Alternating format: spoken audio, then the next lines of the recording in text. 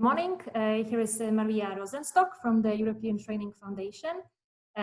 Warm greetings to the participants of the e-Academy from Turin. I would like to introduce my guest today, Osman Seçkin Akbiyik from the Vocational Qualification Authority in Turkey. Ankara is with us. Thank you very much, Seçkin, for being here. Seçkin will share with us the story behind the recognition of prior learning system in Turkey. Thanks again. First question maybe is to introduce the systems of the features of the system of RPL in Turkey. Can you say what is the overall landscape? Of course. Dear Maya and dear participants, hello to everybody from Ankara, Turkey. And I'm very happy to be with you, Maria, and the participants. I will briefly introduce myself. I have been working for Vocational Qualifications Authority, which is the responsible authority for the validation of non-formal, informal learning, or let's say recognition of prior learning for vocational qualifications in Turkey. And I have been working as the head of department for the Turkish qualifications framework for 5 years. And in total, I have been working in this field for 10 years. When it comes to the main features of the system, since the early beginnings of the 2000s, Turkey has a system for the validation of prior or non-formal, informal learning, especially for vocational qualifications. Please forgive my choice of terminology, because at EU level we are more familiar with the concept of validation of non-formal, informal learning, but I know that there are different terms like recognition of prior learning, recognition and accreditation, or validation of prior learning. But today I am trying to use recognition of prior learning, especially since I assume ILO prefers to use this term. But what most interesting is that Turkey established this recognition system from scratch, from zero, Maria. A new state institution was established for the development and implementation of the recognition system. As I said, it's called Vocational Qualifications Authority, and shortly we say VQA. And VQA is the most powerful platform which brings together the state, the employees and employers in Turkey.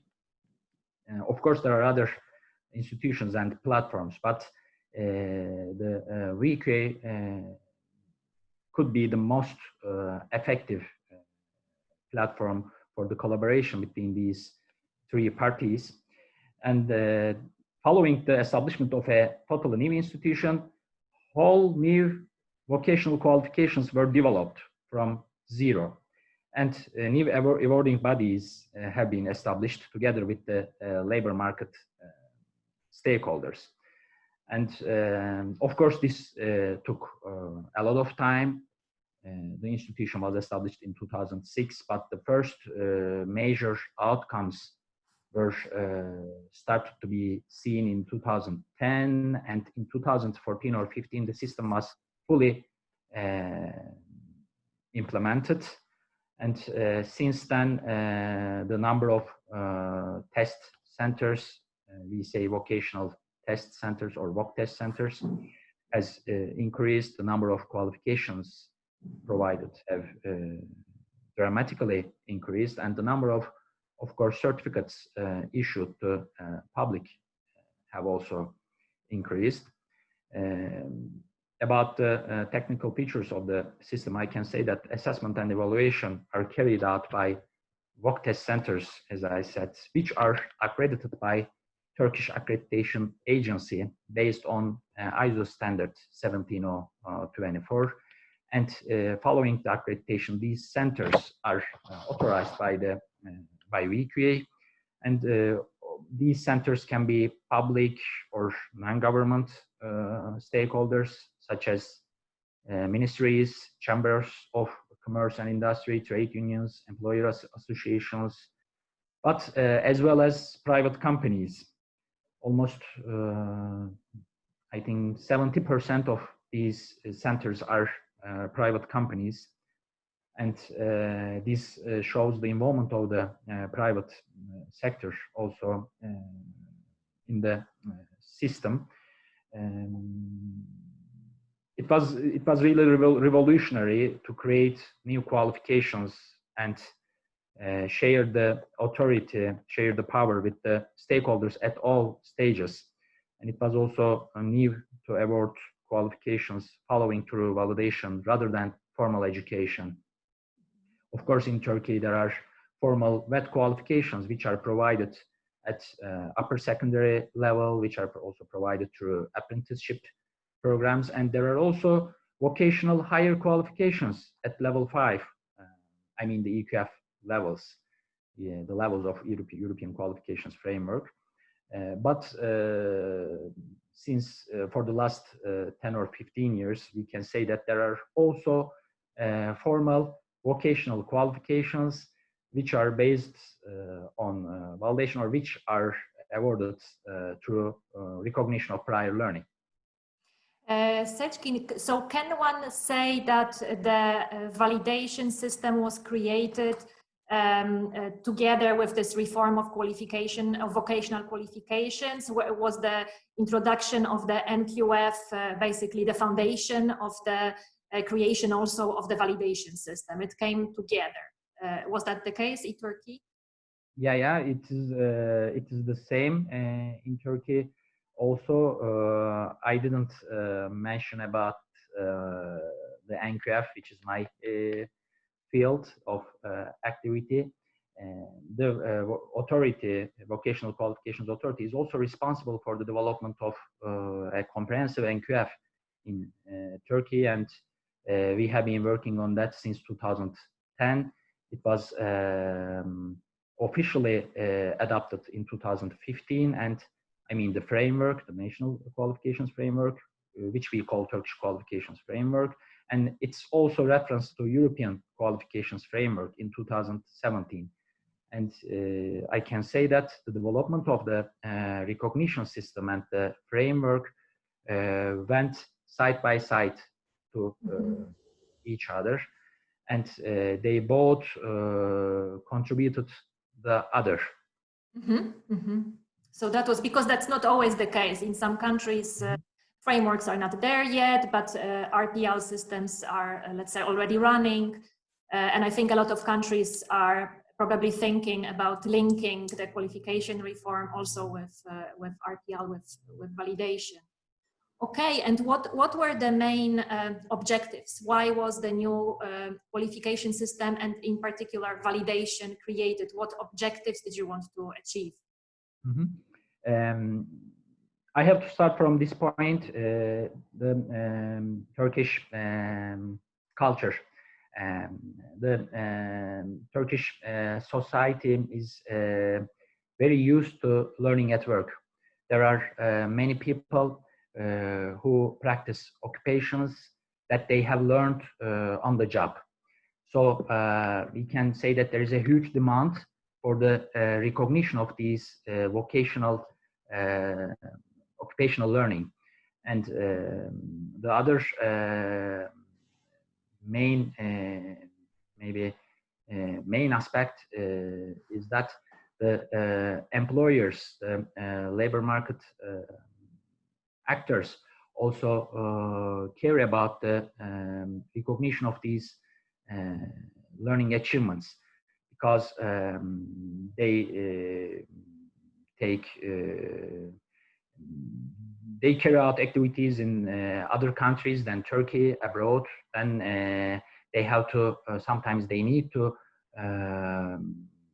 take the labor force together with them from Turkey, and there they need formal vocational qualifications to demonstrate the competence of the workers.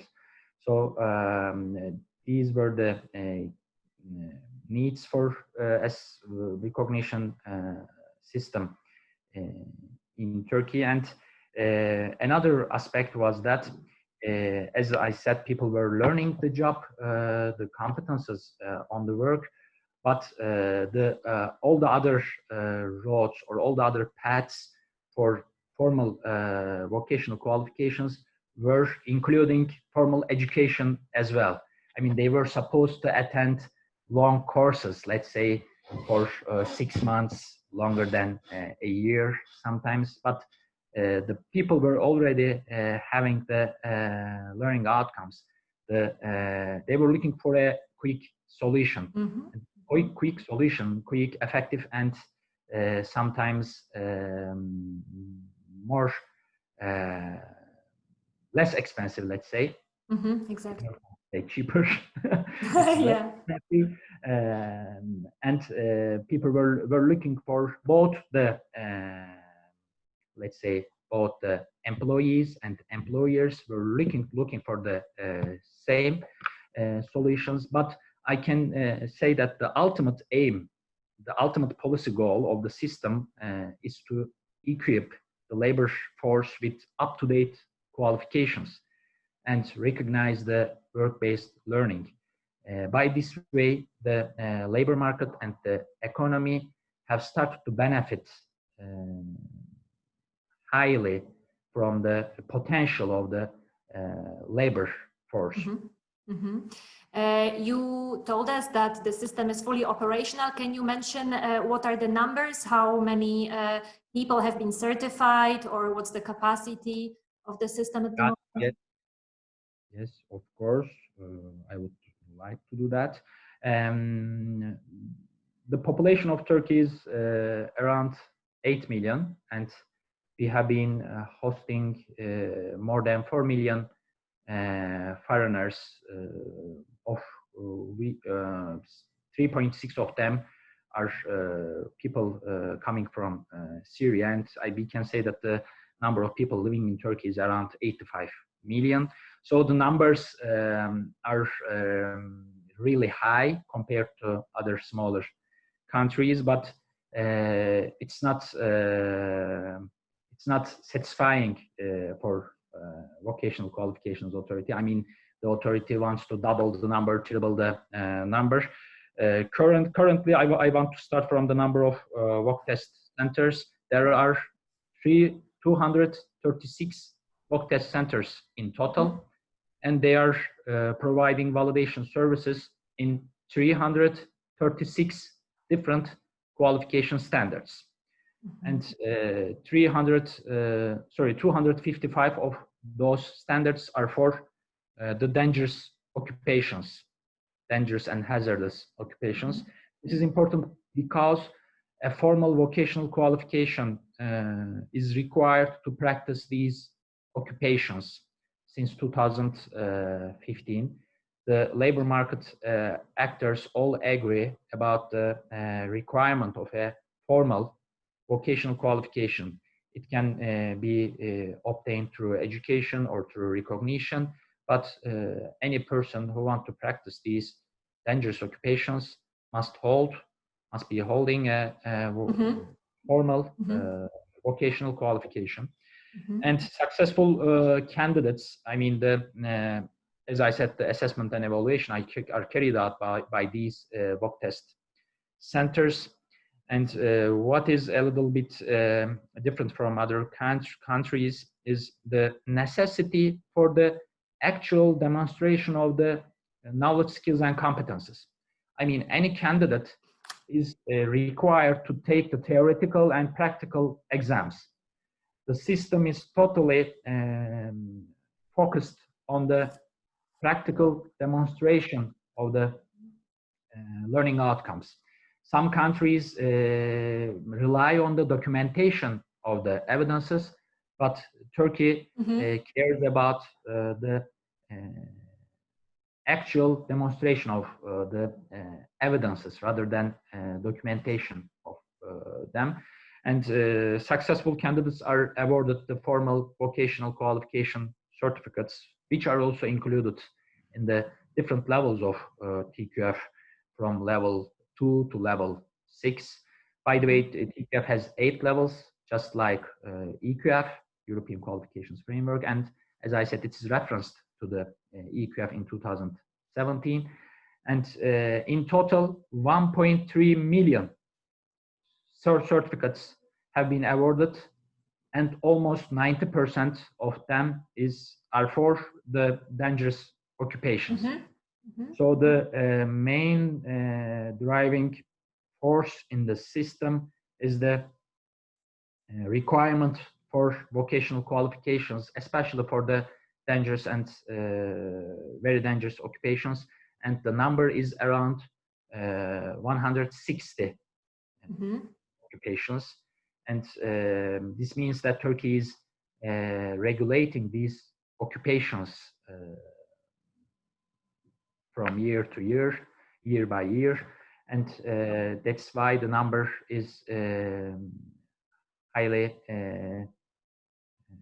really high compared to many other countries, as we know, in Europe. But there are still also certificates and assessments in other occupations that are not regulated. Would you say that it is becoming more interesting option for the business or for candidates apart from the regulated occupations? How is this segment? Is it growing, or are there some challenges in getting people to attract candidates or business to send their staff? Yes, it's a difficult question, but I will try to explain. Years ago, the system was much voluntary. I mean, there wasn't any requirements to practice occupations, but we realized that the interest of the stakeholders and especially the employees were not very high, and because Turkey really cares about the provision of these new qualifications to the employees. There were no problem with the preparation of the qualification standards. There were no problem with the establishment of the mock test centers, but the interest, I mean, the number of applicants for the qualification standards were not as high as expected. So Turkey and the labor market stakeholders all together decided to regulate these professions, and by this way, the interest of the employees and employers in the system were increased. And also, there are other interesting occupations in which there is no requirements. It's not compulsory to have a formal vocational qualification to practice, but some sector organizations are developing regulations for the occupations in their field. They are asking for new modern vocational qualifications which are described in learning outcomes, which have quality assurance, and which are provided through recognition. And we can say that Turkey is registering the actual human capital in Turkey, which were not registered before the recognition system. For example, I can give you an interesting percentage. The 92, I guess, % of the applicants are already working. I mean, they have a job. They are hired and they are practicing the occupation, but they want to attest or they want to, how can I say? Certify. Yes. Yeah, they want to certify the outcomes that they have achieved through work-based learning. Yes. And by this way, we know the nature or the how can I say the structure of the Turkish labor force better.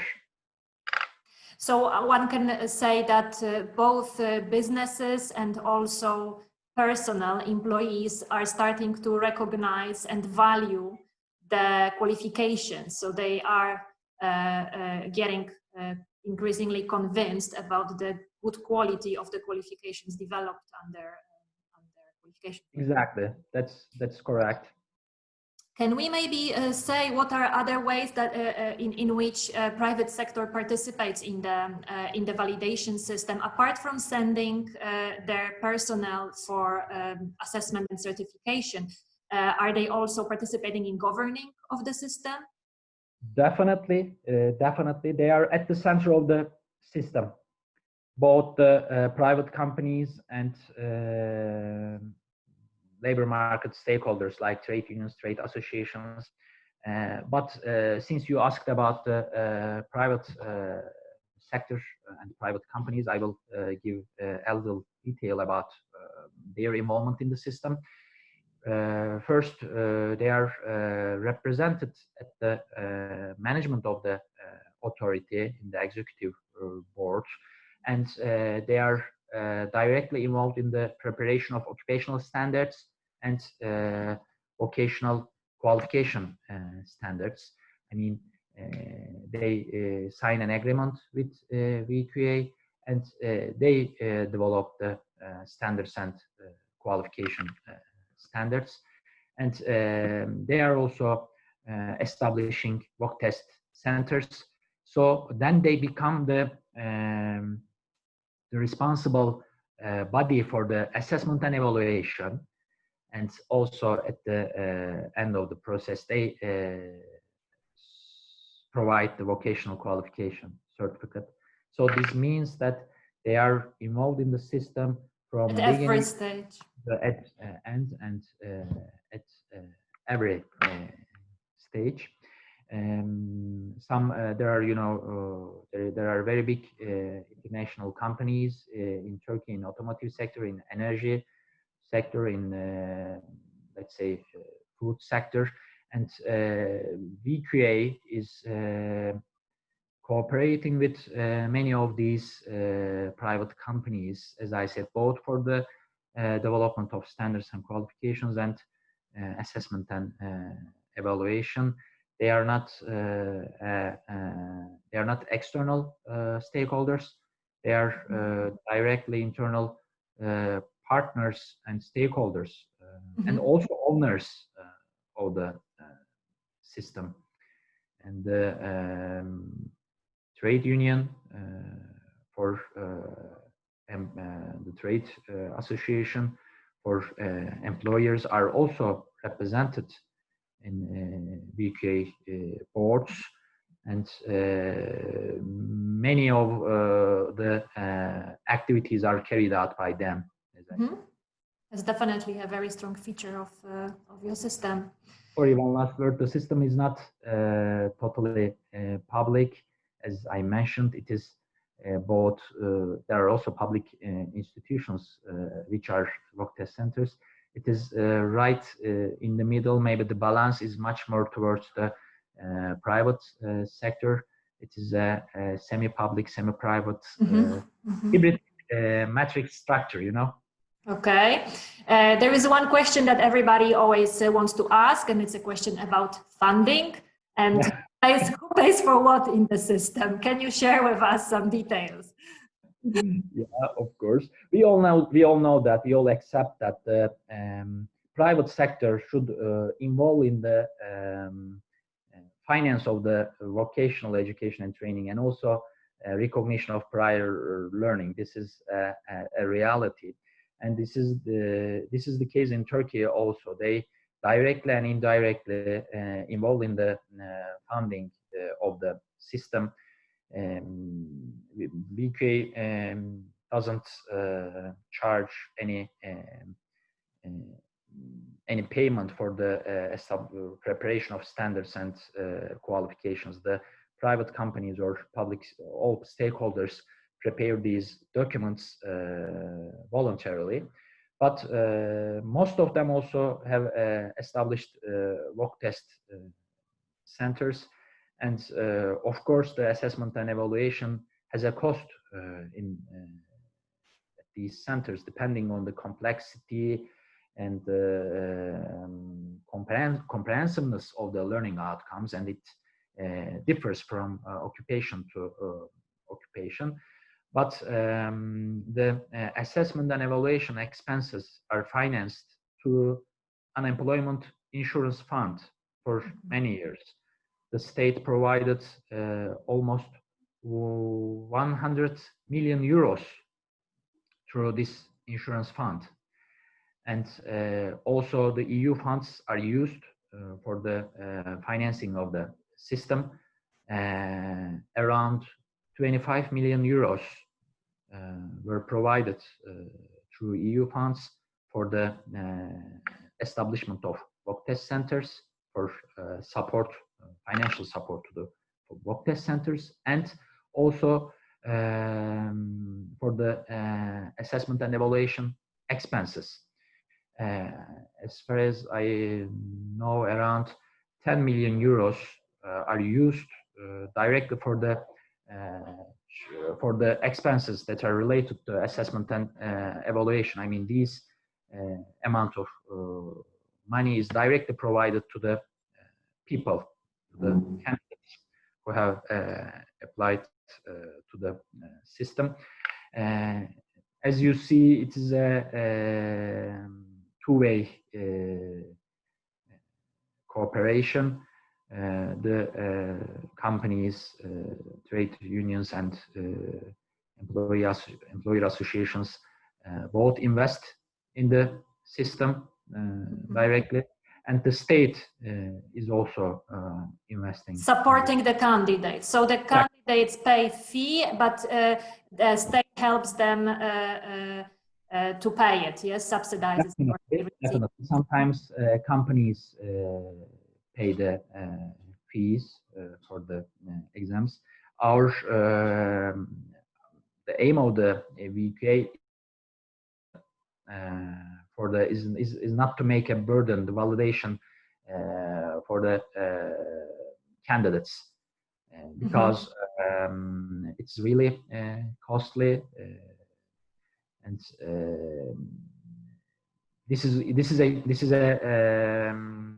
an important aspect for people. They of course they have right to ask the question how much they will pay, and VK is trying to make this as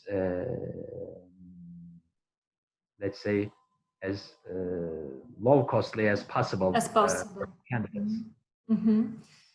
Okay, and my last question is, when you look ahead to the future, how do you want to strengthen the system further? What will you be working on in coming years with regards to validation and the VOC test? Another difficult question. As I expressed before, there is still many people whose competences must be recognized in different sectors in Turkey, and these VQA has to access these people and attract them for the recognition of prior learning, and this is a challenge. Another challenge is the increase the attractiveness of VQA certificates,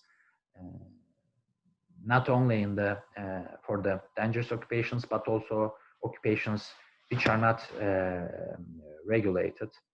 And maybe we can talk about the recognition of prior learning for refugees.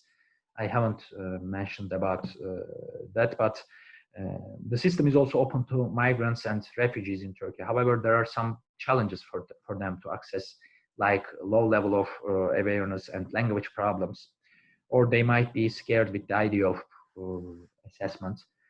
That's why only 2,300 foreigners have been benefited from valid recognition, and 2,000 of them are Syrian. VK has activities to increase the attractiveness of the foreigners in the system. but this will be a area that can be strengthened in the future, and perhaps we can also talk about the spread of the validation or recognition to all occupational fields, because there are some leading sectors like energy, automotive, metal, and tourism. I think this can be also spread to other sectors. Currently, there are 26 sectors identified in the recognition system, but as you may agree or understand, interest in some sectors are higher than others. Already VK has been 1 year, but we have started a new EU project in the scope of IPA 2, and this project will also aim to increase the interest in the other sectors than the sectors I explained. And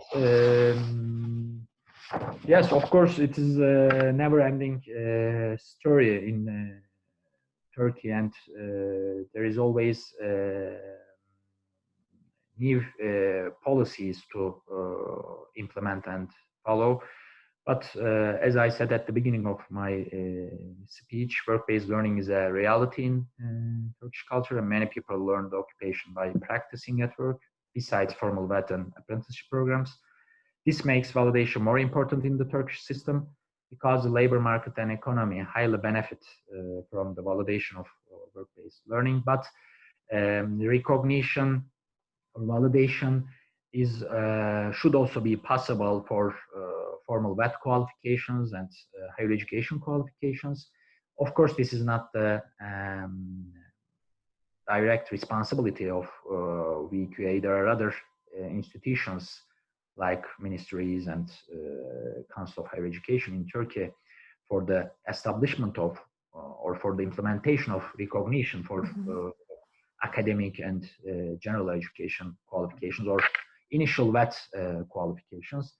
This is an area for development, for improvement in the future for Turkey also.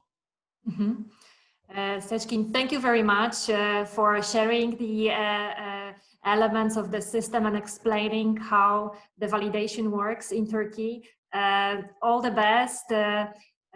We are sending greetings to the participants of the Academy from Ankara and from Turin. Thank you very much. Appreciate it. You're welcome, Maria.